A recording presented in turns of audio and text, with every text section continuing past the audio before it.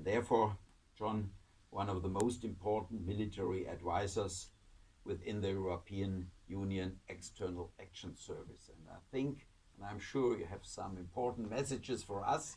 So we're coming from the hub to the European Union and then to cyber defense. Well, John. Admiral, thank you very much indeed. Do you mind if I stand up? No, that's fine. Easier to speak. If I could have the slides, please.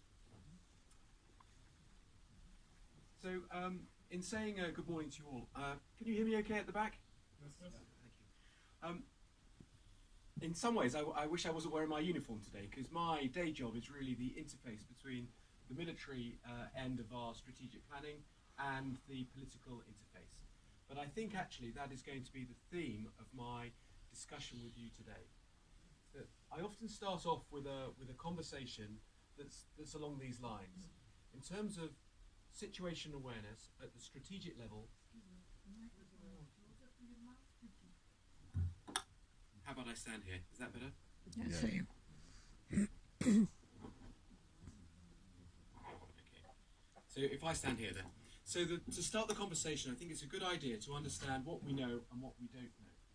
And the reason I bring this up, and I would like you to hold this thought at the end, until the end, is that the people who make the final decisions on missions and operations and other activities like to understand in detail what they're deciding.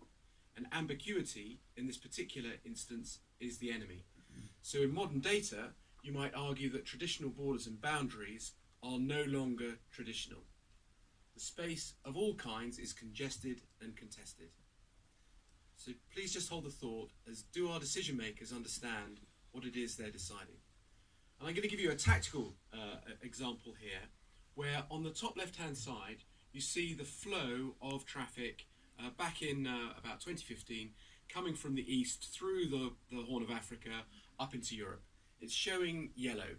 And for ease of debate, yellow means traffic, shipping that is moving at the appropriate speed, and it's under escort. So the political view was, yes, we're countering piracy, it's all going jolly well. But actually, if you look on the right-hand side, a more detailed look in to why there were still opportunities for piracy at sea shows that actually in some of the traces, when you break down the detail about how fast vessels are going, it actually showed a slightly different picture, that people were cutting the corners. Now, why am I telling you this about situational awareness? Well, for me, it's absolutely fundamental that the message that goes from the tactical, and we've already heard today how much data there is out there, actually reflects the reality. And the strategic output from this, the strategic development of that situational awareness, is that we want industry to ensure that their shipping, and this one here with the correct defoliage gear and everything, is actually doing what we want it to do. So we're ensuring that the information that we get is translated not necessarily through just military action, but into civilian action to ensure longer term security. And there are other better qualified people to talk about the operation. The second thing that I'd like to draw on in this particular case is interoperability.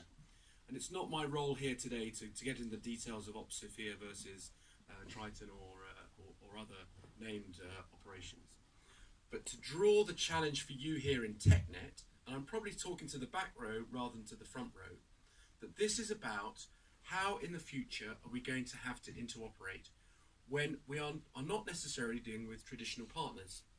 And I would just draw your attention to the Aegean Sea, where NATO is working with Frontex. So imagine all those mechanisms that we have in place to allow military-to-military interaction. Well, the trick here, as our ambassador from the UN has pointed out, that in the modern world, you have to have a civ-mil interface that is seamless. And that's where you have the dichotomy between interoperability and security. So the chances are that when you start dealing with NGOs on the front line, and this is where the admirals will come in and back me up, is that you're dealing with people who will have awareness, but they will not have a secure method of communicating it. So, the challenges. One of my roles in the European Union is chef de file for countering hybrid threats.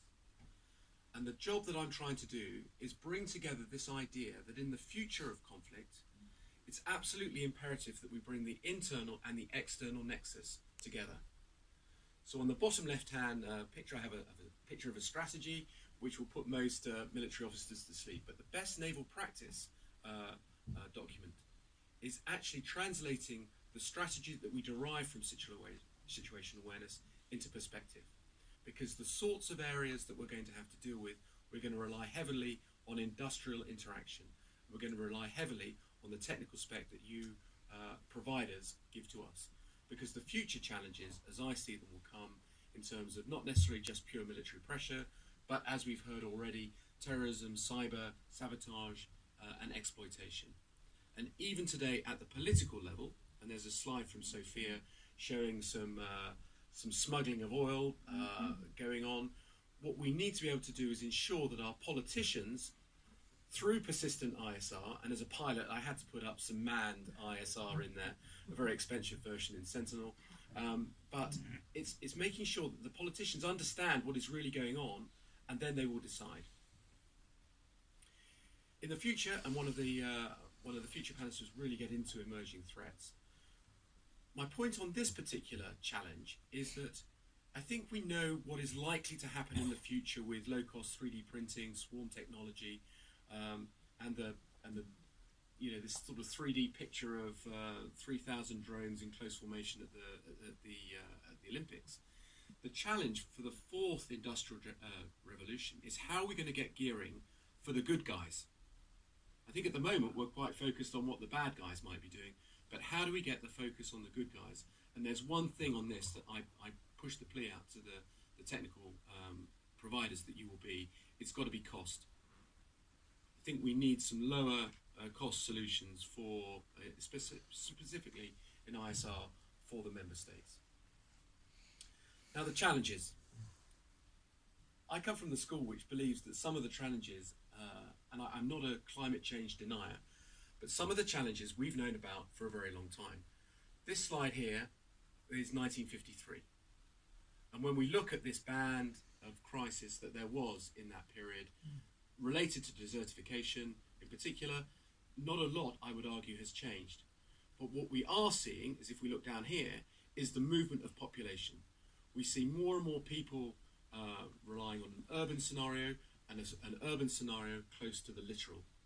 And for a conference that is looking at security in the maritime, we have to be aware of what is coming. The littoral is going to come into play. And humanitarian crisis driven by drought or whatever, or disease, do lead to ungovernable spaces, and we're aware of the risks that are associated with those. Ungovernable spaces, in my book, also include cyber and the cyber domain. So where are we? At the beginning of this Commission Parliament,